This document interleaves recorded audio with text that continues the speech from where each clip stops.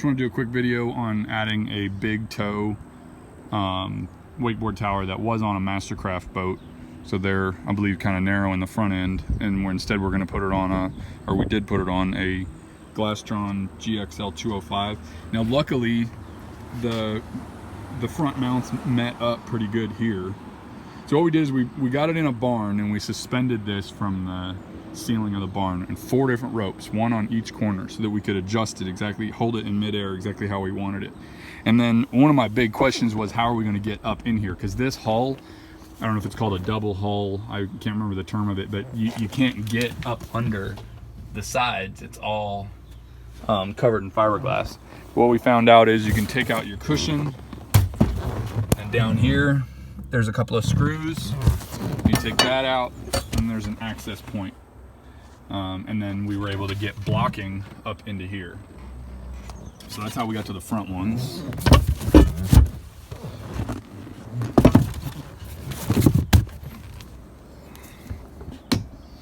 Now the back ones, I think some of these boat manufacturers use a speaker hole as an access point. So you take the speaker out, then you can get your hand in there and remove these 4 nuts. And then the rest of it pops out with a pry bar. It just has these little plugs. So then once we were able to get this out, we were able to get in here and put blocking for this.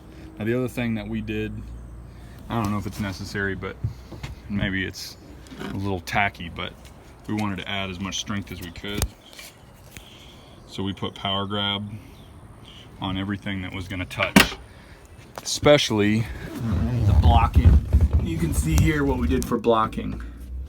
Rounded corners, about an 8-inch long piece of plywood, and then we put up in behind here, we put a bunch of power grab so that it would distribute a little bit more of the load.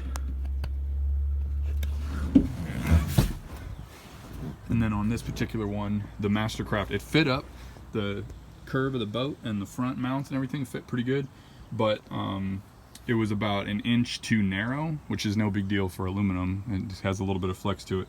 So we pulled out on one side to get it to mount up. And then to hold the height while we were getting ready to drill, we just shimmed it up with a 2x4, and that just held the height exactly where we wanted it while we were drilling our holes. So back here we got power grab, and then on the other inside of the blocking we got power grab, stainless steel screws, washer, lock nut. Of course we have heavy duty Loctite on this Allen screw going into here. And that was it. But I wished I had had a video showing me a little bit easier how to get into the hull of this boat, so hopefully that helps.